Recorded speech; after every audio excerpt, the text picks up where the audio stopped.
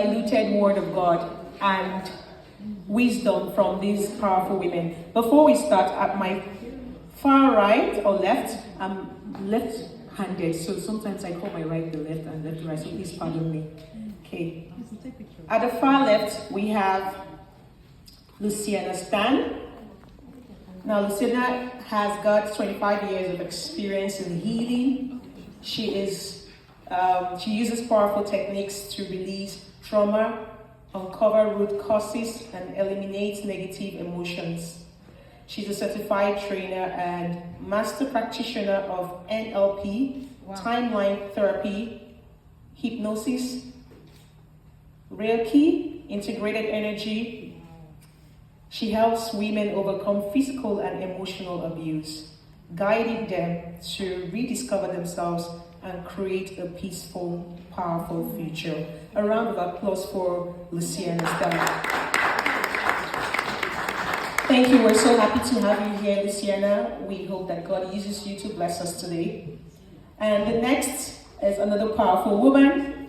By looking at her, you will know she carries a lot of God's word in her. Yes, sometimes you see that just from looking at them.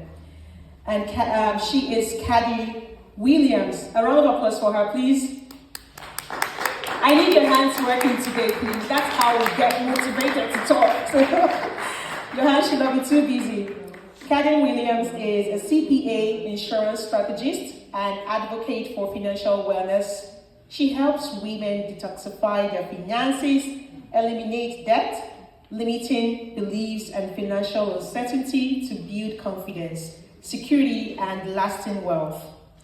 Through coaching, workshops, and strategic planning, Cardeen empowers women to take control of their money and create a future of abundance. She believes true healing includes financial freedom. Very important. Yes, sir. At Detoxify, Healing and Restoration, she guides women to cleanse their finances, align their money with their goals, and build a strong foundation for the life they deserve. A round of applause again for her. We're so happy to have you here today. And so we'll be going straight to the questions. I will be asking you questions one after the other. So if you have questions for them after the session, please just note it so we don't distract the flow of the conversation. Who is here with me? Let me see your hands. Okay, thank you. I'm going to start with Cardeen because it has to do with money. I know we've we've talked about all the spiritual things here today, almost all. Now it's time to talk money. Women need to know how to manage their finances, mixed up or backed up with the spiritual life and detoxify whatever has been cursing them pain. So for financial detoxicity, many women struggle with financial habits that lead to stress and instability. Now, what are some of the common signs of financial toxicity, and how can one begin the process of detoxifying their finances? Thank you for the question. And it's a struggle, right? Everybody has a financial struggle, whether it be debt, whether it's being able to cover your expenses. And of course, a lot of us sometimes we live paycheck to paycheck, right? We have anxiety, we lose sleep over money. And these are some of the signs that we need to take control. One of the first things I'd like to highlight is that we need to recognize that we have been blessed. There is a blessing that is proclaimed for us. Who has read Deuteronomy 28, verses 1 to 13? I'd like to read that first verse, just as an intro. And it shall come to pass, if thou shalt hearken diligently unto the voice of the Lord thy God, to observe and to do all his commandments, which I command thee this day, and that the Lord thy God will set thee on high above all the earth, right? There, read that chapter. And you realize that wealth is yours. The promise is yours.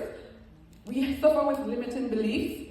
We struggle with debt. And part of it is because money is a spiritual war as well, right? So we need to recognize that we are heirs to the throne, right? He has put us here so we can be blessings to others, right? And once we take that perspective, we will start to make progress in what we do, in our income, how we manage our finances. The anxiety and worry will leave us. It's a progression. And the more we focus on the word, the more we build our faith, the more we're better able to manage our money. Thank you very much. A round of applause for that. I also know that, sometimes money is a source and a cause for worry for some women. In fact, women stay in toxic relationships because of money. Yes. If you ask them, the first thing they tell you is, I don't have money. Because money gives you power. Mm-hmm. Money is power, however you want to say it.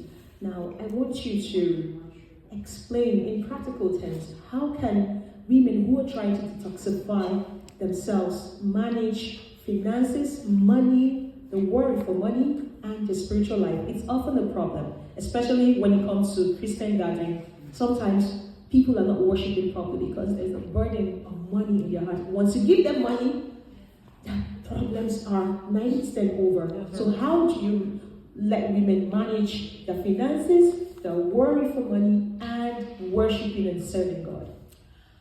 I think the first problem would be to attach our security to money, right? Because our security does not rest in money, it rests in God, right? And Philippians 4 verse 6 says we should be anxious for nothing. And once we take the stance that God is there as our provider, that our provision rests in Him, and all the blessings, all the benefits, all the whatever we need, it's enough in Him, right? So that's step one.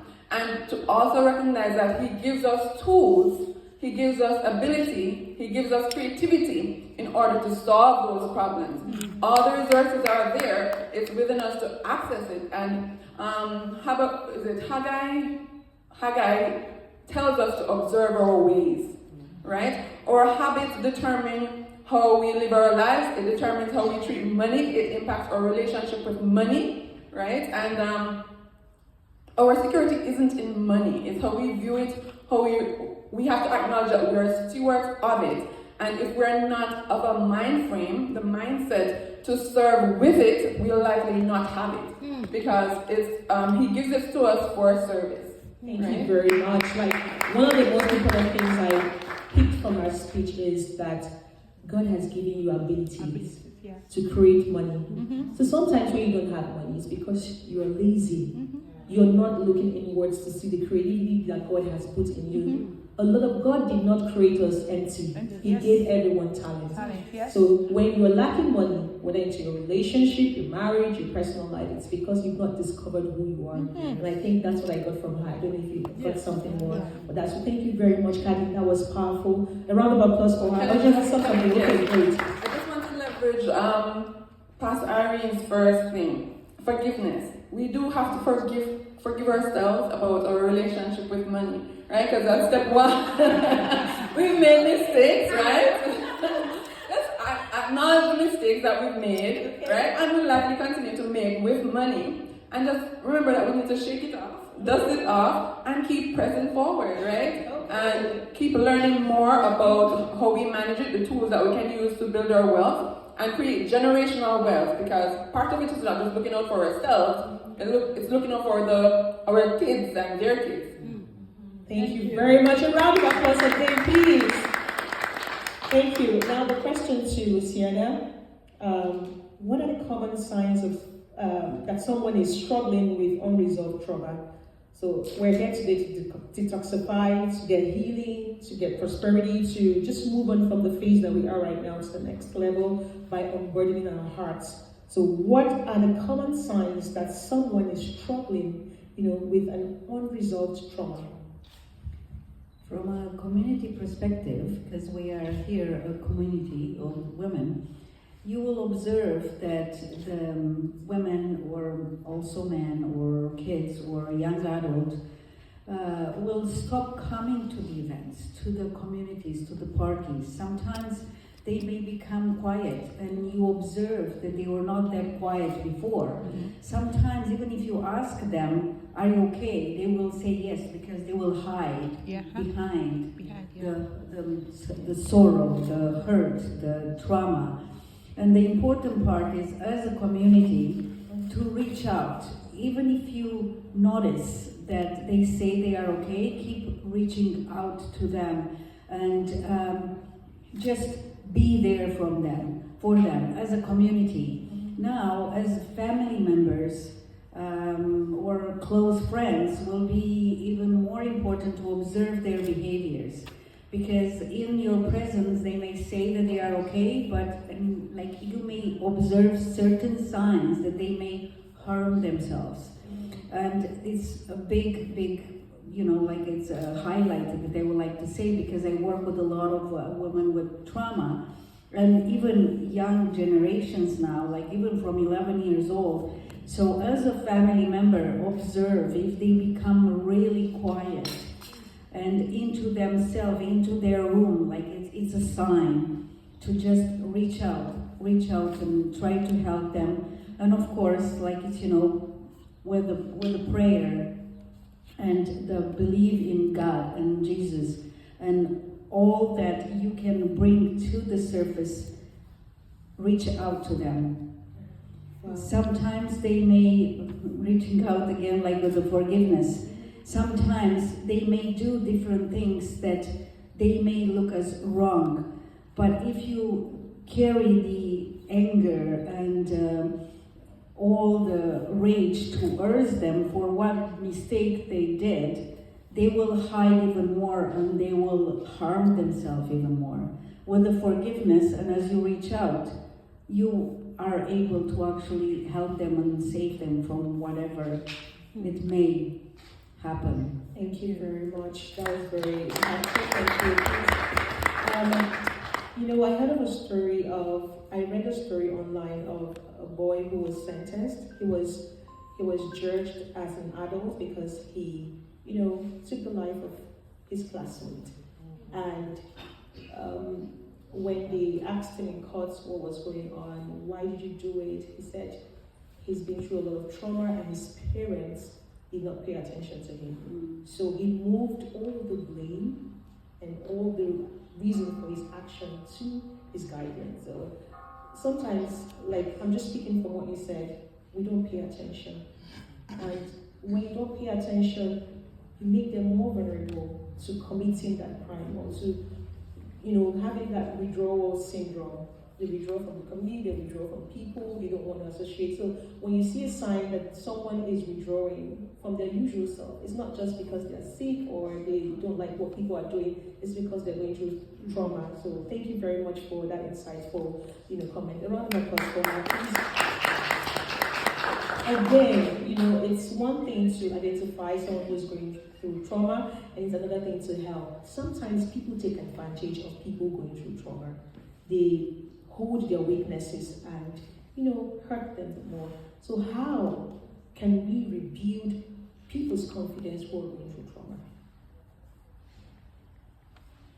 As a community, again, because I feel that it's a very, really strong community here, enhance everything that you see in them as its beauty, because we are connected with God. We are God. God is in every single one of us.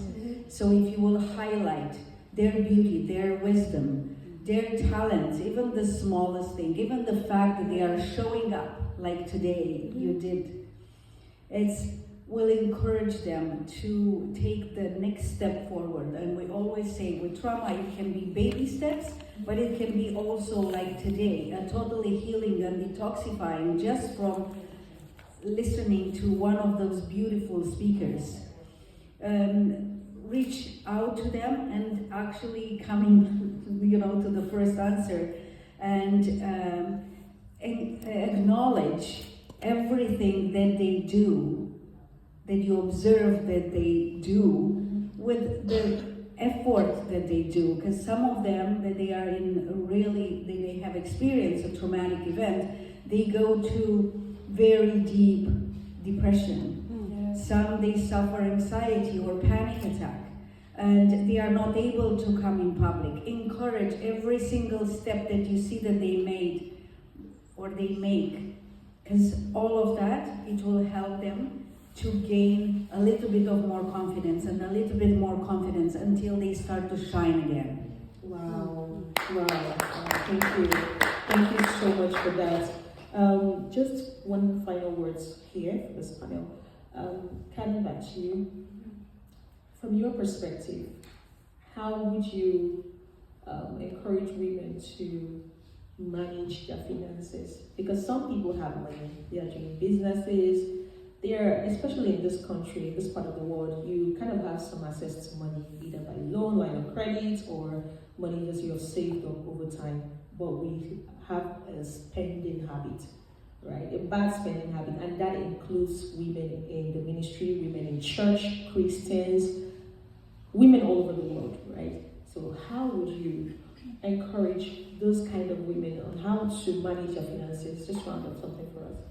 Well, I would say just recognize that you are capable of being the Proverb 31 woman, right? And first, of course, as I said, take hold of the blessing, claim it as yours. Deuteronomy 28, claim that as yours.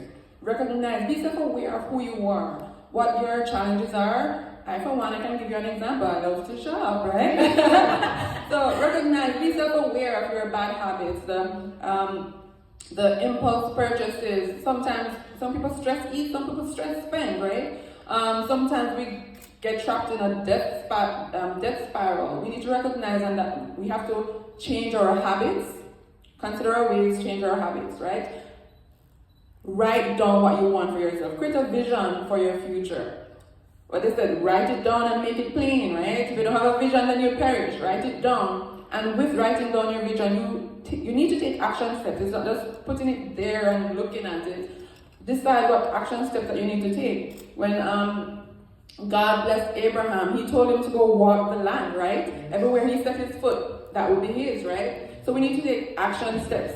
How can I save more? How can I cut my spending? How can I increase my income? Do I have a hobby that I can convert into an income stream? How can I reduce the interest rates on my debt? What conversations can I have in order to make that possible? Right? And then we do need to monitor, right?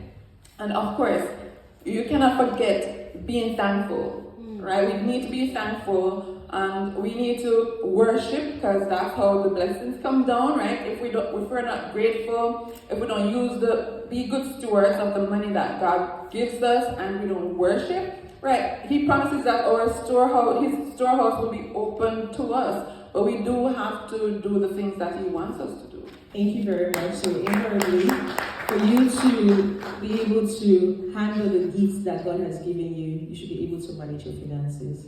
So spend wisely while you're serving God in the right way. Thank you very much. And final words from Luciana. A lot of people are going through trauma they cannot talk about, especially women. You know, trauma from their relationship, from their bosses in the office, from their children. Some parents go through trauma because of their kids. You know, some we do all we can. I have 3 kids, and sometimes I lock myself up in a room and cry. Why am I crying? I'm overwhelmed. I'm overwhelmed. I'm like, God, what is this? But I don't take it out on these children, because I know I'm their responsibility, and I have to take care of them. They didn't force themselves into this world. God gave them to me, you know. So sometimes, that's an example. Sometimes women go through traumatic experiences with their marriages, really. Especially these days, I see a lot of, marriages going through a lot. It's not the will that some women go through those kind of, situations, but it happened. And for me personally, I mean, whatever gives you peace is what you should follow. Right? If you need to step aside, if you need to walk over it, however it gives you peace, because you just have one life, right? If you mess it up, nobody is here. You're not going to be here to tell the story, to make changes, to repent, to forgive, just like Pastor Irene said. So you have to stay alive for yourself. So my question is, how would you encourage women who are going through traumatic experiences in whatever aspect of their life to find healing? How do they find healing? You know, it's not going to be permanent, I need a journey, but how do they start to get healing? So, of course, by believing in God and through prayers and gratitude. Every single day, and I will recommend to all of you, if you will do the 21 days of morning and night gratitude, where you will write down on a piece of paper the smallest thing, from the smallest to the biggest thing that you are grateful for that day. That you wake up and you breathe, that you walk, that you are here, that you are speaking, that you have food to put on the table. All those small, for some people may feel like small things, that they are huge for others. We have the steps, like with all that I work with, you know, from people that they cannot get out of bed. And it's just by taking that step and walking outside to be grateful for. So baby steps of gratitude. Thank you very much. Thank you so much. A round of applause. Finally, she's giving us an assignment, 21 days of writing the things that you're grateful for, no matter how little. So please do not feel like this, because we're going to follow up on you. Pastor Kelechi. Yes, I will. Right, please. Okay, a round of applause for all our panelists. They did justice. If you have questions now, I'll take